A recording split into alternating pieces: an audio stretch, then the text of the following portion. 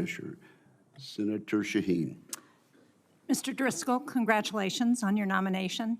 Thank you for your past service and for the willingness of you and your family to continue to serve this country.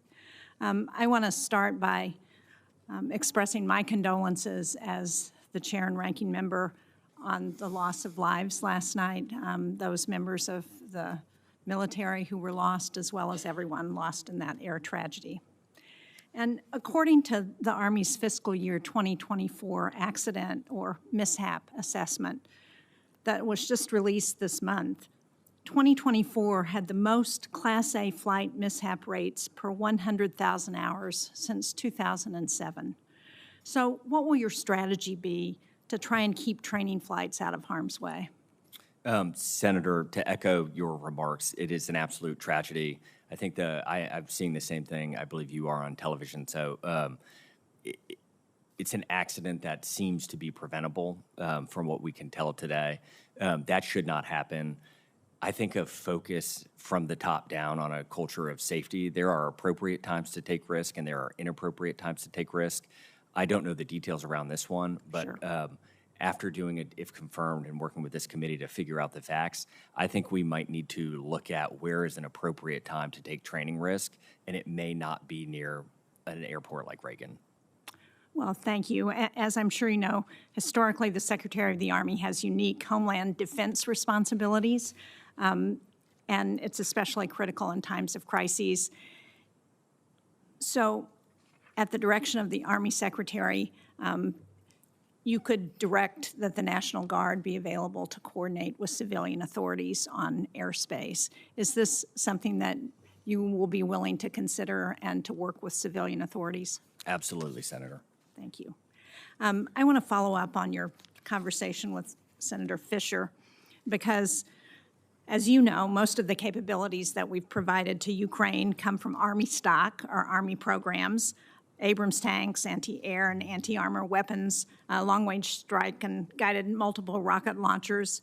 And the National Security Supplemental that Congress passed last year is providing real relief to the U.S. industrial base, including in New Hampshire, where we have a significant defense industrial base.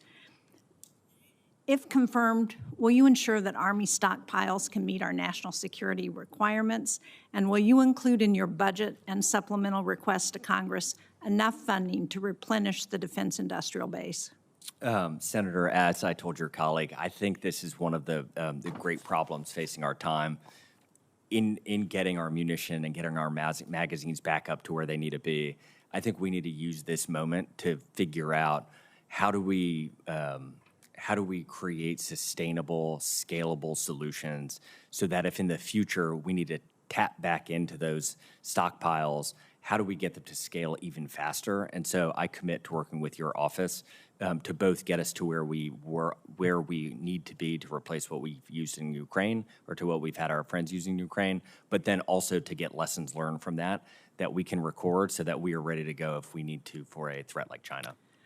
Well, thank you. One of the things we talked about when we met in my office was some of the challenges, those exact challenges. One of the companies I mentioned was L3 and their development of EMVGBs, the night vision goggles that have been so important to the Army.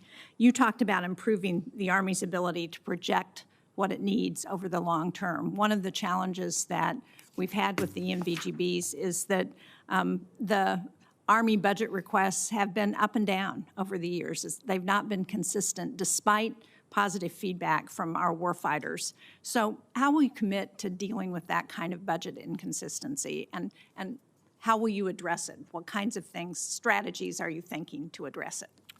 Senator, I think this is the perfect kind of topic where if confirmed, working with this committee to find solutions for funding. This is a problem that includes a lot of different parties. And I think a level of transparency and inclusion and planning will be helpful.